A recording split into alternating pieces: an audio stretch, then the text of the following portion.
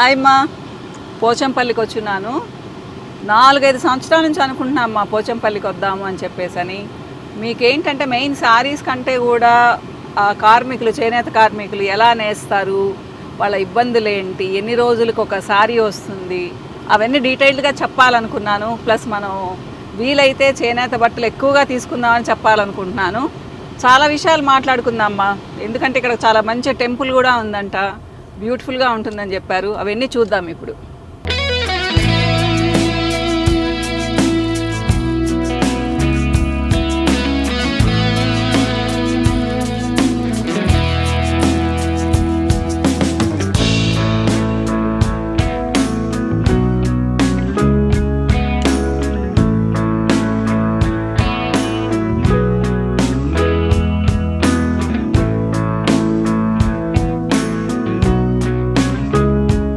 వినోబా భావే గారు వచ్చారు long back మా నిజాం పరిపాలన అప్పుడు. విజిట్ చేసినప్పుడు ఏంటి అంటే ఆయన అడిగారంట, అంటే రైతులు చెప్పారంట మాకు చాలా కష్టంగా ఉంది అంటే మీరు స్వచ్ఛందంగా ఎవరైనా విరాళాలు ఇచ్చేటట్టుంటే ఇవ్వండి అంటే రామచంద్రయ్య గారు ఫస్ట్ 100 ఎకరాల భూమిని ఇచ్చారంట మా విరాళంగా. ఆయన చూసి ఎంతోమంది ఇచ్చారంట. సో అప్పటి నుంచి ఇక్కడ చాలా బాగుపడ్డారు చాలామంది.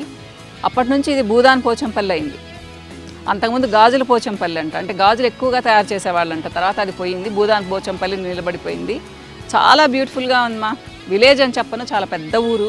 మేము ఎప్పుడో ఫస్ట్ వచ్చినప్పుడు చాలా చిన్నదిగా ఉండింది, ఇప్పుడైతే చాలా పెద్ద ఊరు. మీకు తెలుసు కదా ఇక్కడ అంతా నేత కార్మికులు ఉంటారు. నేను ముఖ్యంగా ఎందుకు వచ్చాను అంటే మన చేనేత వస్త్రాలని మనం కట్టుకుందామా, ప్రమోట్ చేద్దాం వాళ్ళని, వాళ్ళు కూడా హ్యాపీగా ఉంటారు. మనం ఏవేవో కొనుక్కుంటుంటాం, నేను వద్దు అని చెప్పను బయటవన్నీ, కానీ మన చేనేత కార్మికులు నేసే బట్టలు ఎక్కువగా కట్టుకుందాము. పోనీ మీరు 10 సారీస్ తీసుకున్నారనుకుందాం సంవత్సరంలో, 2-3 సారీస్ ప్యూర్ హ్యాండ్లూమ్ తీసుకుందామా. ఎన్నో ఉన్నాయి, నేను పోచంపల్లనే చెప్పడం లేదు, ఇప్పుడు వచ్చాను కాబట్టి చెప్తున్నాను. ఎంతమందో కార్మికులు ఉన్నారు చేనేత కార్మికులు, కానీ ఇక్కడ చుట్టుపక్కల ఉండేవాళ్ళు హ్యాపీగా పోచంపల్లి సారీస్ కట్టుకోవచ్చు కదా. చాలా బాగుంటాయి మా, క్వాలిటీ చాలా బాగుంటుంది. మీకు 10 సంవత్సరాలైనా 15 సంవత్సరాలైనా కానీ అలానే ఉంటాయి. నాకు పెళ్ళైన కొత్తల్లో మా మదర్కి ఒక శారీ కొనిచ్చాను, పోచంపల్లి శారీ. అది ఇప్పటికి కూడా నేను దాచిపెట్టుకొని ఉన్నాను, మా అమ్మది అలానే ఉంది మా. 4-5 సార్లు వాష్ చేసాను కూడా, ఎక్కడికి పోలేదు.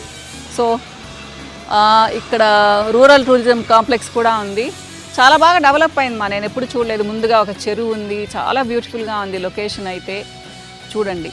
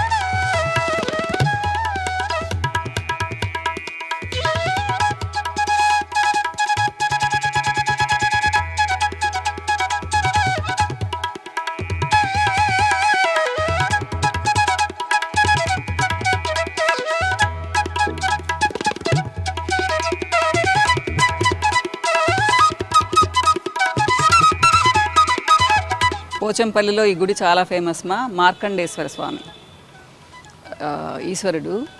సో ఈ గుడి ప్రాశస్త్యం చాలా ఉందన్నమాట, విశిష్టత చాలా ఉంది. ఏంటి అంటే మార్కండేయుడు స్థాపించిందంట. దీనికి ఒక చిన్న స్టోరీ ఉందమ్మా, విందాము. పంతులు గారిని అడిగి విందాము, చూద్దాం రండి.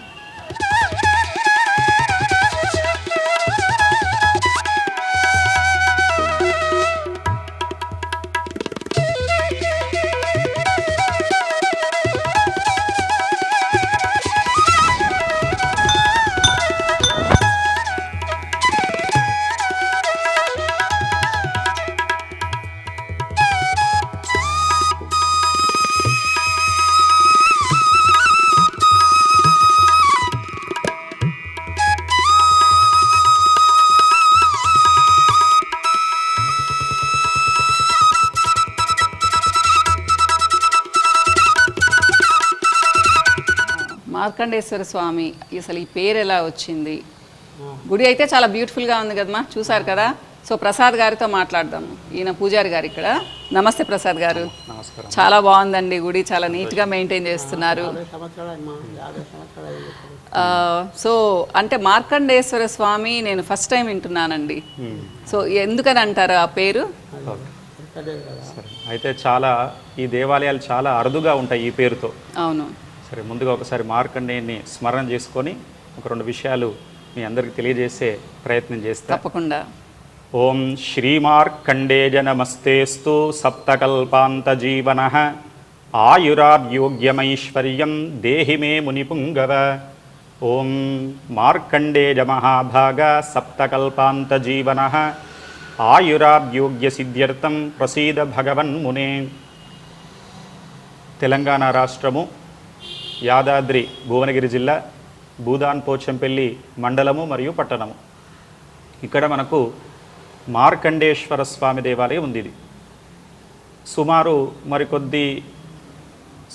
మరికొద్ది రోజులలో ఈ దేవాలయము స్వర్ణోత్సవాలను కూడా పూర్తి చేసుకుంటుంది. అంటే 50 సంవత్సరాలు పూర్తి చేసుకునేటువంటి తరుణం కూడా మరికొద్ది కాలంలోనే ఉంది.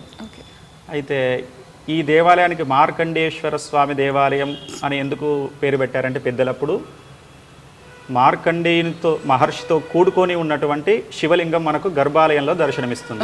వెనకాల మార్కండేయ మహర్షి, ఆ తర్వాత ముందు ఆ మార్కండేయ మహర్షి ఈ పరమేశ్వరునికి ఈశ్వరునికి పూజలు చేస్తున్నట్టుగా, ఆయనని ధ్యానం చేస్తున్నట్టుగా, నమస్కారం చేస్తున్నట్టుగా ఈ రూపం ఉంటుంది లోపల. అందుకని ఆ మహర్షి యొక్క పేరుతో మార్కండేశ్వర స్వామి దేవాలయం అని వచ్చింది. మనకు కొన్ని దేవాలయాలలో అగస్త్యేశ్వరాలయం అని, ఇంకా ఋషుల పేరుతో కూడా వస్తాయి. అట్లనే ఇక్కడ మార్కండేయ మహర్షి ఉన్నాడు కాబట్టి ఆయన పేరుతో మార్కండేశ్వర స్వామి దేవాలయం అని చెప్పేసి ఇక్కడ పెద్దలు నిర్ణయం చేయడం జరిగింది. అంటే పోచంపల్లిలోనే ఎందుకు పెట్టారు ఆ పేరు? అయితే దీనికి ఇంకో ముఖ్యమైన కారణం ఏంటిదంటే ఈ పోచంపల్లి ఈ గ్రామంలో కానీ పట్టణంలో కానీ ఉన్నటువంటి జనాభాలో దాదాపు ఎక్కువ శాతం, సుమారు 70-75% పద్మశాలీలు ఎక్కువ ఉన్నారు. అవునండి. ఈ పద్మశాలీలందరికీ కూడా ఆరాధ్య దైవము మార్కండేయ మహర్షి. అవునండి. ఎందుకంటే మనకు మార్కండేయ మహర్షికి ఒక భావన ఋషి అని చెప్పేసి కుమారుడు. ఆ భావన ఋషికి 100 మంది సంతానం. వారి యొక్క సంతానం యొక్క పరంపరలో వచ్చినటువంటి వారే పద్మశాలీలందరూ. ఇక్కడ ఇంతమంది పద్మశాలీలు ఉన్నారు కాబట్టి మన ఆరాధ్య దైవం మార్కండేయ మహర్షి కాబట్టి ఆయన ఒక దేవాలయాన్ని నిర్మాణం చేసుకుందాము కాబట్టి ఇక్కడ ఉన్నటువంటి పద్మశాలీలందరూ కూడా కలిసి తలా ఓ చెయ్యేసి ఆ తర్వాత వీళ్ళందరూ కూడా కలిసి ఈ దేవాలయాన్ని నిర్మాణం చేసుకున్నారు. ఇక్కడ ఉన్నటువంటి పద్మశాలీలందరూ కలిసి ఈ దేవాలయాన్ని స్వచ్ఛందంగా వాళ్ళే గ్రామ ప్రజలందరూ కూడా కలిసి మెయింటైన్ కూడా చేస్తున్నారు చక్కగా. ఇక మొత్తం వాళ్ళే దేవాలయ నిర్మాణం చేసింది వాళ్ళే, నిర్వహణ చేసేది వాళ్ళే. ఇక్కడ ఉన్నటువంటి వర్చకులు మేమైనా కూడా మేము కూడా ఆ కమిటీకి సంబంధించిన వాళ్ళమే. నిర్వహణ, అర్చన ఇదంతా కూడా ఈ పద్మశాలి కులం పరంపరలో వచ్చినటువంటి వారే ఈ దేవాలయం అంతా కూడా నిర్వహణ చేస్తున్నారు. సో విన్నారు కదమ్మా, ఈ గుడి మొత్తం పద్మశాలీలు కలిసి కట్టుకున్నారు, వాళ్ళే నిర్వహిస్తున్నారు, పూజలు చేసేది కూడా వాళ్ళే. ఇది కొత్త విషయం మా, అసలు నాకు అసలు తెలీదు. అంటే నేను ఫస్ట్ టైం వింటున్నాను. మరి మీరు ఎంతమంది విన్నారో నాకు తెలియదు. మేబీ పోచంపల్లికి వచ్చి ఉంటే చూసుంటారు, వినుంటారు. కానీ పోచంపల్లికి వచ్చినప్పుడు మాత్రం గుడిని దర్శించుకోండి మా, చాలా చాలా బాగుంది. శివలింగం కూడా చాలా విశిష్టత కలిగి ఉందన్నమాట, చాలా బాగుంది.